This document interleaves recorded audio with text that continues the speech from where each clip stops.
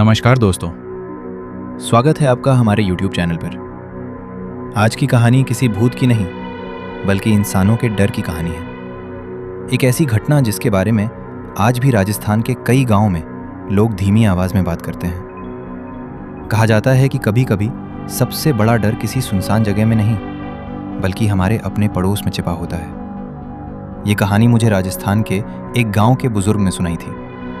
उन्होंने कहा कि ये घटना करीब 15 साल पुरानी है। हम इसकी पूरी सच्चाई का दावा नहीं करते, लेकिन गांव के कई लोग आज भी इसे सच मानते हैं। तो आइए शुरू करते हैं। राजस्थान के एक छोटे से गांव में गोपाल अपनी पत्नी और 2 बच्चों के साथ रहता था। उसके घर के ठीक बगल में एक बुजुर्ग औरत रहती थी। गांव वाले उसे काकी कहते थे। वो किसी से ज़्यादा बात नहीं करती थी। दिन में भी उसका दरवाज़ा अक्सर बंद रहता था। लोग कहते थे कि रात के समय उसके घर से अजीब आवाज़ें आती थीं, लेकिन किसी ने कभी अपनी आंखों से कुछ नहीं देखा था। गोपाल इन बातों पर बिल्कुल विश्वास नहीं करता था। उसे लगता था कि गांव वाले बिना वजह अफवाह फैलाते हैं। लेकिन एक दिन उसकी पत्नी ने आंगन में दरवाजे के सामने एक नींबू देखा। नींबू पर 4 काली लौंग लगी थी और उस पर सिंदूर लगा हुआ था। उसने तुरंत उसे हाथ नहीं लगाया। गांव की एक बुजुर्ग महिला ने देखकर कहा, इसे मत छूना, इसे बहते पानी में फेंक देना। गोपाल हंस पड़ा। उसे लगा कि कोई बच्चों की शरारत होगी। लेकिन अगले ही दिन उसी जगह फिर एक नींबू पड़ा मिला। इस बार उसके साथ काले धागे में बंधे कुछ बाल भी थे। अब गोपाल थोड़ा परेशान हुआ। उसने रात में बाहर देखने का फैसला किया। करीब 12 बजे उसे लगा जैसे कोई उसके घर के बाहर धीरे धीरे चल रहा हो। वो खिड़की से झांकने लगा। उसे धुंधली रोशनी में एक परछाई दिखाई दी। वो पड़ोस वाली काकी थी। उसके हाथ में मिट्टी का छोटा सा दिया था। वो गोपाल के दरवाजे के सामने कुछ रखकर धीरे धीरे वापस चली गई। अगली सुबह वहां राख, सिंदूर और एक काला धागा पड़ा मिला। अब पहली बार गोपाल के मन में डर पैदा हुआ। कुछ ही दिनों में घर का माहौल बदलने लगा। बिना वजह दूध फट जाता। रात को बच्चों को बुरे सपने आने लगे। गोपाल की पत्नी अक्सर कहती, ऐसा लगता है जैसे कोई घर के बाहर खड़ा होकर हमें देख रहा हो। गोपाल फिर भी खुद को समझाता रहा कि यह सिर्फ संयोग है। एक रात बिजली चली गई। पूरा गांव अंधेरे में डूबा हुआ था। तभी गोपाल ने पड़ोस वाले चर्च से धीमी धीमी मंत्र पढ़ने की आवाज सुनी।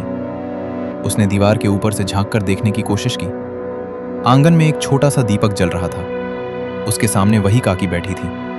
उसके आसपास नींबू, नारियल और काले धागे रखे थे। वो लगातार कुछ बुदबुदा रही थी। अचानक उसने अपना सिर उठाया और सीधे उसी दिशा में देखने लगी जहां गोपाल खड़ा था। दोनों की नजरें मिली। गोपाल घबरा गया। वो तुरंत नीचे उतर आया।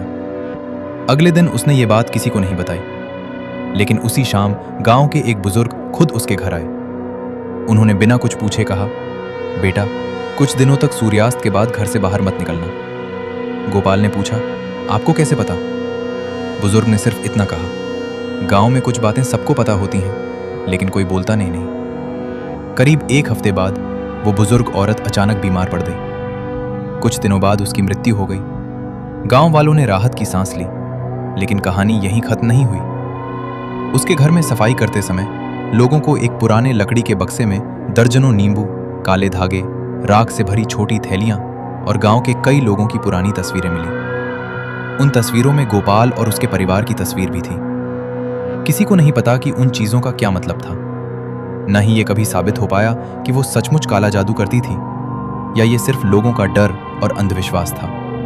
लेकिन आज भी उस गांव में जब कोई नया परिवार रहने आता है तो बुजुर्ग सिर्फ एक बात कहते हैं, पड़ोसी से रिश्ता हमेशा अच्छा रखना, क्योंकि सबसे ज्यादा राज वही जानता है। क्या ये काले जादू का मामला था या सिर्फ एक संयोग? इसका जवाब शायद आज भी किसी के पास नहीं है।